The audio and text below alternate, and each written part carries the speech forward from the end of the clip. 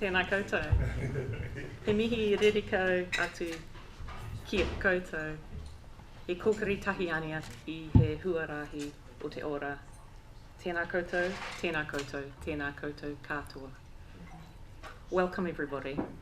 I was just saying, me and the team, me and Jan and Linda, we really want to acknowledge your collective efforts, at bringing things together, at creating well-being in your various circles and spaces that you work in. Why do we make boundaries? For a sense of certainty, to generate or sustain identities, for holding together sets of ideas, and I've been told this a few times, for your own good. But there's another reason too. There's something else I think boundaries are for. They're for crossing. And that's what we've been doing in knowing practice. We've been working with carpenters and GPs and engineering technicians. And I know that doesn't sound like it would work as a project, but it did. And so here we are. And I often ask myself this, how did this happen? I know what you're thinking in answer to that question, I think. And you're right. It happened because of people. It's the people. He tangata, he tangata, he tangata, right? When you work across different sectors or different parts of education and professional education sectors, you have to explain a project a lot. But that's a good thing because you build relationships and you deepen the relationships that you already have. And I want to talk about some of those relationships as well as the project and take it as read that our team, we love our colleagues at NZCER and at Ako Aotearoa, but I'm going to talk about the participants in this work and the three participating organisations. And the first one I'd like to mention is the Royal New Zealand College of GPs. I first met John Pearson, Sam Merton and Sue Demansky in 2012 because they invited me to speak at their education convention. The conference theme was Close Encounters, and there was a dinner unlike any other. Every table had a large inflatable, sort of almost life-size alien, and we were invited to play a version of the Hunger Games where we had to kill the aliens at other people's tables while protecting our own.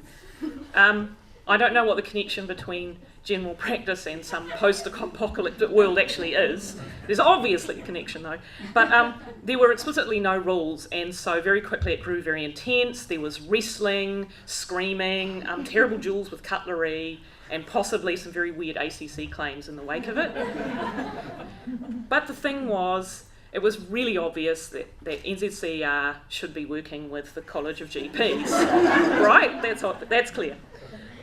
And from the outset and throughout, Sam, John and Sue, even though they're not actually with the college anymore, have been great supporters of this project. And then more recently, Pam Watson, who is the Principal Advisor for Education Standards at the college, has also been a fantastic support and promoter of this project.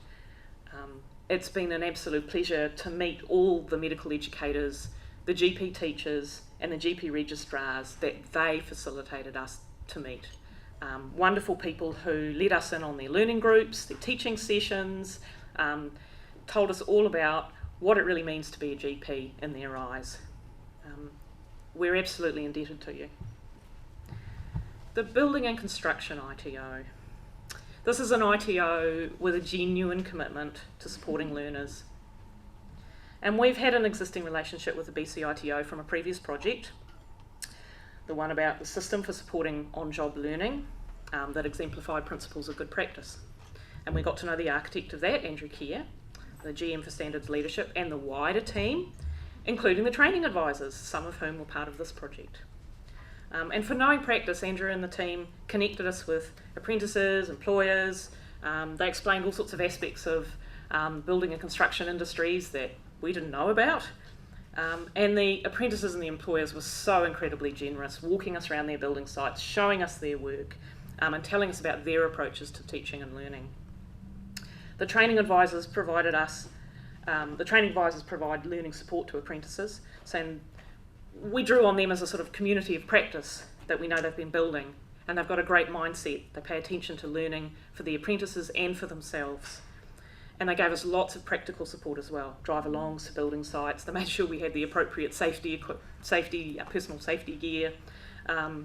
In Christchurch, they gave us a tour of the rebuild so that we understood the wider context that the apprentices are working in.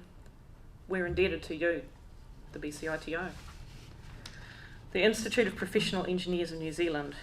NZCER's had a long-standing relationship with IPENS, and particularly Angela Christie, who's the GM Outreach. Going back quite a few years now, Angela's connection is through a number of research projects about the Future in Tech Initiative and STEM careers. She and IPENS are deeply committed to engineering career development and learning support at every level of education. And so through Angela, we were supported by IPENS, NZBED, the Engineering E2E. We were put in touch with companies who offered cadetships. And those companies introduced us to their mentors, their team leaders, their managers, their cadets. They were all wonderful, and we're so indebted to them as well. Projects can also have really interesting outcomes. So we even met a cadet who we thought was so articulate about her role and about engineering work that with her permission, we helped recruit her to become a Future in Tech ambassador to schools. What did we find with all this? We found this thing that we call vocational thresholds, transformational learning experiences that show learner practitioners the big picture of their field of practice and their role in that field. And we asked GP registrars and carpentry apprentices and engineering technician cadets about their work and learning, and we asked their mentors, their advisors, their workplace teachers, their employers. But we focused on the most significant learning experiences, the ones that were so meaningful, they led to feeling and being different as practitioners, behaving differently at work. And the stories they told us are wonderful, and they're in the main report in lots of detail, and they're summarised in the summary. But despite them being really specific to the field, they had all these common features right across the fields. They revealed the big picture, as I've said, and the purpose of the role. They connected up theory and practice.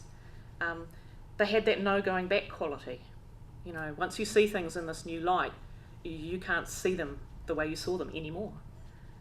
And they come from authentic experience. They're not from something somebody read in a book or learned about in a classroom, even though those things can be impactful too.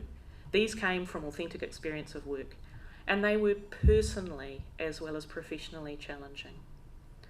They challenged the way somebody is. And sometimes they were quite painful. We heard some painful stories, and there were counterintuitive kinds of realisations about work practice or about what their role actually was.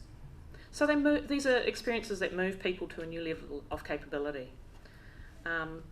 And it's a vocational threshold sort of integrates, what you know with what you can do with how you are as a practitioner in any field. So it's an identity demand or a beingness demand. So it's not just a demand to know stuff or to refine skills, it's about your dispositions. And those were the important things that people talked to us about when we asked them what was important. They talked about a lot of dispositional stuff. But experience is not enough on its own. I think we all know that. So some things can help shift what is an interesting experience or an awkward experience into being a threshold one. And some of those things are cultivating a practice landscape, a big one, not just your workplace. Providing opportunities to actually practice and reflect on that practice. And helping and actually having people who are in designated learning support roles. So this is the part, obviously, that becomes really important for workplace mentors and teachers, for employers, for careers educators, for tertiary education teachers in institutions, because they can help develop capability by cultivating the conditions so that learners can use vocational thresholds. The ones that teachers might guess that exist, and the ones that learners identify for themselves. We've also got our own memorable experiences of the research. Sometimes, you have to be kind of resourceful and keep a sense of humour. So Linda is now well versed in uses of the slope meter in roading design. She got quite a lesson on that and had a grand tour of a particular guardrail in a particular part of the country. And that cadet was so proud of his guardrail, the one that ensures public safety, his guardrail. Jan, the ever resourceful Jan, actually ended up interviewing one carpentry apprentice through a gap in floorboards. And I've always wondered if they were to meet again, would they recognise each other? I don't know.